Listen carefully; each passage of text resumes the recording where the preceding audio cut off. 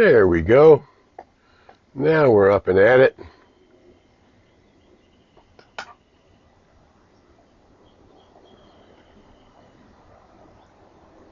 Good morning, good morning. I'm Harry Morgan Moses. We're about to begin Coffee with Casper, and we're glad you're here, and that's a good thing. Well, hello from Moore Park, the Reverend Tricia. Hello, Barbara. Good morning. Nice to see you. There we go. We're beginning to gather. It's 8:30. That happened pretty fast. We got connection. Let me know where you're checking in from. We're glad you're here. And here we go. I'm Harry Morgan Moses. You're about to watch Coffee with Casper. We're just going to spend 20 minutes together to get ourselves lined up for the greater good. Here we go. Big deep breath in. We're going to take a big deep breath in. We're going to exhale and let out the sound ah and relax the shoulders. Here we go. Big breath.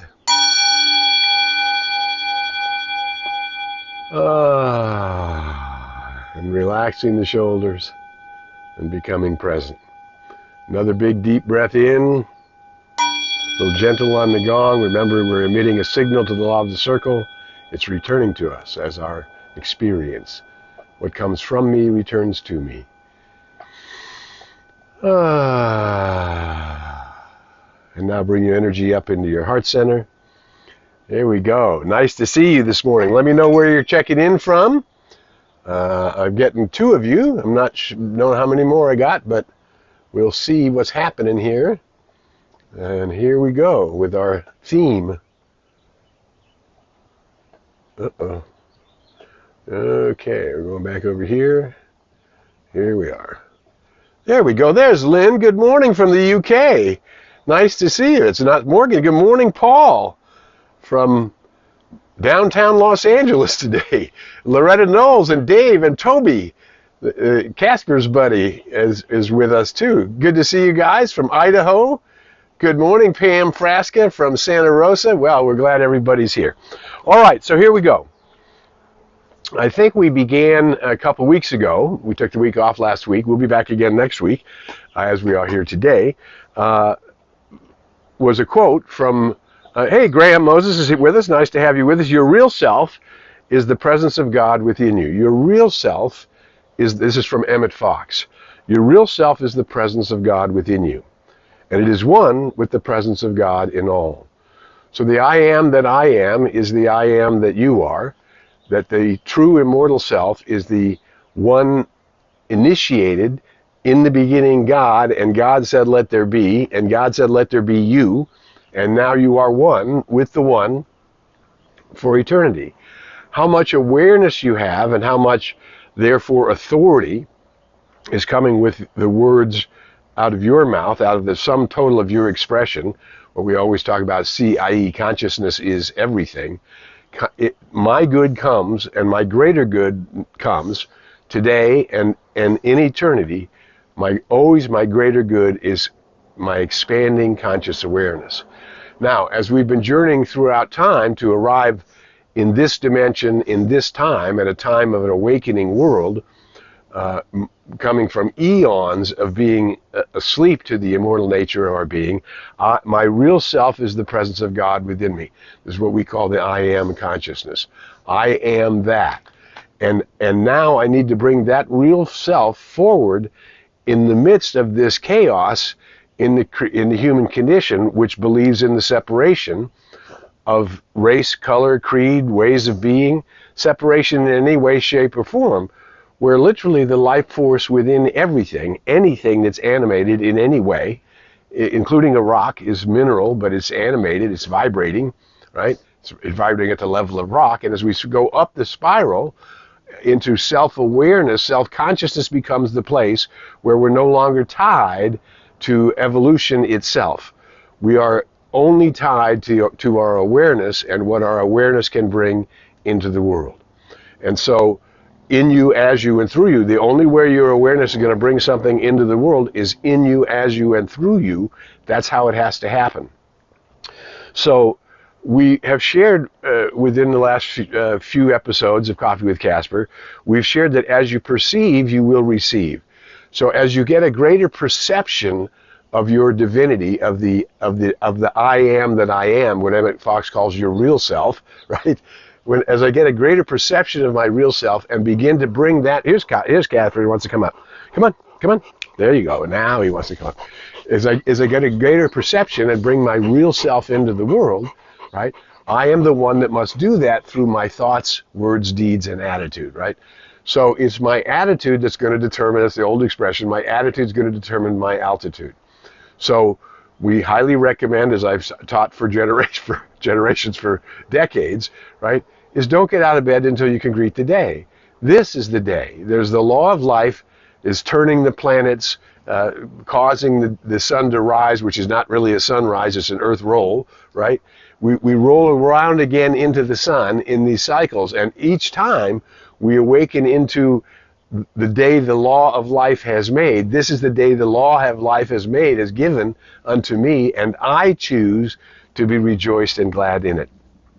So you remember a few weeks ago we talked about see, not be. Gandhi spoke of be the change you want to see in the world, and we talked about see the change you want to be in the world. You have to use your conscious intelligence to see a world awakening, to see more and more people celebrating in love and joy and peace and poise and power and grace and harmony, because their mindset is moved to those places. You and I are the place where the mindset must move to the place of greater awareness.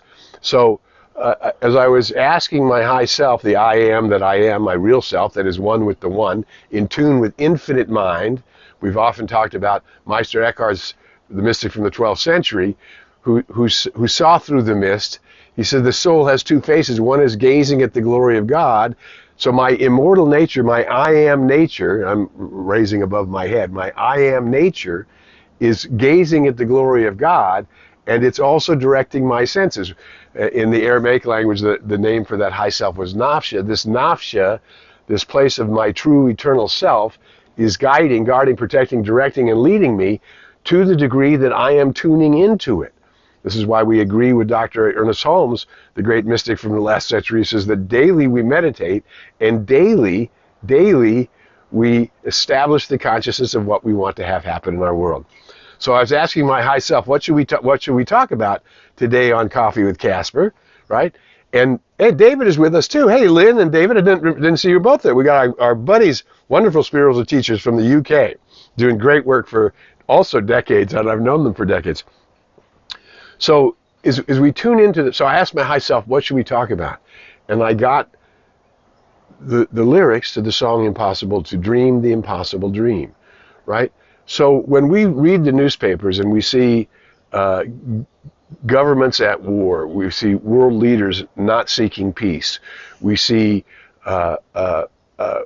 hatred rising in the streets, we see aggressive driving happening in a way that's dangerous, right? And if we get into reaction, if we are reacting, if we get reactive to that aggressive driver and then we become an aggressive driver, now that's the old adage, an eye for an eye, a tooth for a tooth. Well, he got mad at me, so I got mad at him, and now we have rage and more rage, and we have expanding rage. And we can't, that is not the path to peace. The I am self sees through that mist.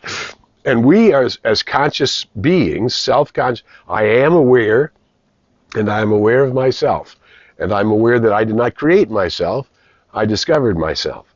So if I can rise up in my awareness and not react to the world, but rather respond to the world, don't get into that reaction where they acted this way, so I acted this way, or chaos came at me, so I came back with chaos, or surface anger came at me, so I came back with surface anger.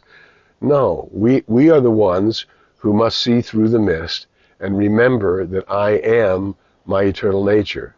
I am that which is born in the image and likeness of the One. I am the one who can choose the qualities of the eternal verities, those things that are always there. Love is always there. Joy is always there. Beauty is always there. Peace is always there. That's why we talk about a peace that passes understanding. We have to be able to see through the mist and be the place where we are dreaming that impossible dream. We are dreaming that impossible dream and seeing the change that we want to be in the world. And if we see that I can be a place of peace, it is an expression from Buddhism, says, and the Buddha walked through the warring field smiling, because he knew there was a divine light of protection. And he knew that this reactive behavior of self-attacking self, other beings attacking other beings, is basically the self attacking the self. And you all know, we all know as awakening human beings, when we start attacking ourselves, getting mad at ourselves for our bad habits or our overreactions or being stooped, or somebody took advantage of us or whatever, and we get down into that level of reaction and attack, then we're vibrating an attractor factor for reaction and attack. If in fact we can look at the newspaper, as the great teacher from New York City, Raymond Charles Barker, friend and associate of Ernest Holmes, one of the New Thought pioneers, right? As he would read the Sunday paper, and after finished reading the paper, he put it down and say, "Thank God, none of it's true." So this idea of war and prejudice and believing that one race is better than another, or one color is better than another, or whereas the color of everybody's blood is red. If you're a human being, the color of your blood is red. That which beats your heart is the same thing that beats my heart. That which beats anyone who you are considering an enemy is beating their heart too, right? And so we need to not have enemies. I am against no one. And wherever they have been against me, that's where the famous Lord's Prayer is, forgive me my trespasses as I forgive those who trespass upon us. Forgive me my reactions instead of my response, as I forgive other people who are reacting instead of responding. And that's where our attention, I'm asking us as a group of light workers to tune in and focus on whether we are responding or reacting. Are we just being dragged around by the colors of what's happening, right? Or are we responding with a sense of our own divinity, with a sense of the possibility of a greater good, with a sense of this is the day the Lord has, as that wonderful song that we sang from Sebastian, right? Greet each day like the morning knows your name. This is the way we have to establish the consciousness that is separate from that which the race is doing, which is in reaction and thinking that somehow personal power is going to cause peace. No, it's universal power that will cause peace. And when we start seeing the universal power in every soul, even if they don't see it themselves, we become an instrument that is calling that universal power in a greater way in our lives. So that when I speak my word of joy and wisdom and freedom and peace and guidance and the unfolding of this perfect day, right? Then there's an authority that goes coming from my vibration, right? We're all creating a vibration which is hitting the law of the circle. That which comes from me returns to me, or the law of mind. Every thought you think is doing something. And so we have to, as Mary Baker Eddy, who was the founder of Christian Science, said, we have to stand porter at the door of thought. We have to stand porter at the door of our own thinking, and we have to stand porter at the door of our own reacting. I don't know if I told this story, but it was a simple human story. I was at the famous sacred place called the In-N-Out Burger, and somebody had taken their truck, their big F-150, big utility truck, and backed it into a spot and had crossed over the line. Hey, Danny Sarnoff, nice to see you this morning, one of my great high school buddies. 55 years of friendship or more, I'm telling you what. So we have to be, so anyway, the person had overparked and was over the line, and so I had to squeeze my car very carefully so as not to hurt his car or any other car or mine, right, into this spot. Well, I was celebrating my brother Graham, who's with us today. I was celebrating his birthday, and I had a birthday cake on the front seat in the floor.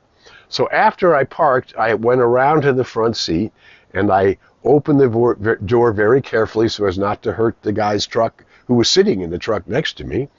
And and reach in very carefully and get the cake out without hitting my car door on his.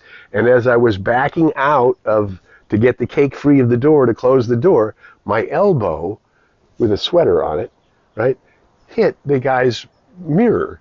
I just brushed my elbow. And the guy rolled down his window and reacted like, "Hey, did you just hit my mirror?" And when I knew that he was the one who had made it difficult for me, I didn't want to get into that reaction in any way. I said, "It was just my elbow, I'm sorry." And I walked on with the birthday cake to go have the celebration. And I saw myself wanting to react to his sensitivity and rage when he had been the one overextending himself in a public place, taking up more than what was his right to take up, right?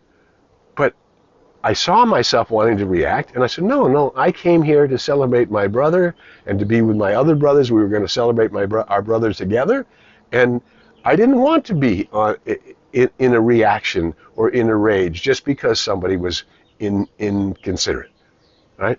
So if somebody's being inconsiderate and you notice it, but it's going to churn you all up. You're the one that fell into reaction, and now you've joined him in that parade, right? So I stood porter at the door of thought. I saw myself getting overreaction to his overreaction, and I took a breath and sent love and walked away, right? And there was no more unrest. He was fine. Everybody was fine, right? Because I ignored it. I didn't ignore it. I didn't respond to it by reacting. I responded to it by getting a hold of myself and not letting my reaction pop into the field and create more reaction. You see what I'm saying? So this is how when we start dealing from the capacity we have to respond instead of react, right? To just take a moment to go upstairs in our thinking, to go upstairs. What is my divine self? The divine says, my brother in the truck wasn't aware that he had overextended the lines. My brother in the truck didn't realize he was making it difficult on other people, and I would wish upon him a greater compassion for those quote-unquote strangers that are around him, because everybody's vibrating close enough to have gotten into the same arena. So he was there to remind me of who I am and not cause me to move into reaction to where he's temporarily dwelling. Because everybody has a right to choose to live in peace, poise, power, balance, harmony, and grace. But because so many of the souls around us are unaware that they have a capacity to draw on a greater good. As the philosopher Ernst Holmes said, there's a power for good in the universe, and you can use it. But the way you use that power is by aligning with it. That which is eternal, that which is harmonious, has to be heaven's first law, because eternity will always be eternal. So I can call the law of harmony into my life. I can call the law of success into my life. I can call the law of love into my life. I can call the law of beauty into my life by noticing love and joy and wisdom and beauty, right? And by extending that love as far as my awareness allows me to go in any given day. But if I don't set the tone of the day, if I don't wake up and greet the day and notice this beautiful morning, it's a beautiful day in the neighborhood, and then be willing to share that beautiful day with neighbors. And the Aramaic definition of neighbor, which was the language that Jesus spoke, the Aramaic definition of a neighbor is anyone you're mentally or physically aware of. So everybody you're encountering is your neighbor. And can you find that place of peace and poise and balance to bring that kind of friendliness, that kind of welcoming, that kind of Mr. Rogers attitude, which sees every person as valuable, which sees all people as equal, which sees the great potential of the glory of the Most High unfolding in you, just as I expect to see that great goal, that unfoldment of the glory in me, by means of the good and more good that comes into my experience. Because I recognize there's no limit to the good. Good and more good is mine. There's no limit to that good. Everywhere I look, I see that good. Casper wants to come up again. I see that good. I feel it. Come on, come on. It crowds itself against me. It flows through me. It multiplies itself around me. You are the ones who can set that tone. We are the ones who can set the tone. So let us dream the impossible dream of a world that works for everybody, of a humanity in love with itself and celebrating its achievements, its accomplishments, and solving the problems of prejudice and fear and war and injustice that exist in the world because we haven't chosen a higher place. But you're a light worker in the world. I'm a light worker in the world. And we're choosing a higher place. So I thank you for being you. If you found anything valuable in our time together, share this video. Share it in your sources, in your groups, in your LinkedIn's, in your Facebooks, your YouTubes, your likes. Let's just keep bringing more and more good. And I'll circulate this video. I'll circulate some of the snippets that come out of this video. And together, we're bringing a greater good into the world. Who you are is something magnificent. And until we meet again, I invite you to go in the light, as the light, and with the light. May the long-time sun shine upon you, all love surround you, and the pure light within you guide you on your way.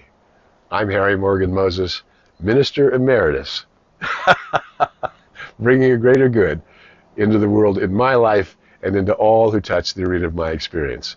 You're that kind of magic in the world. I celebrate you. Have a great and wonderful week. We'll see you next week on Coffee with Casper. Bye for now.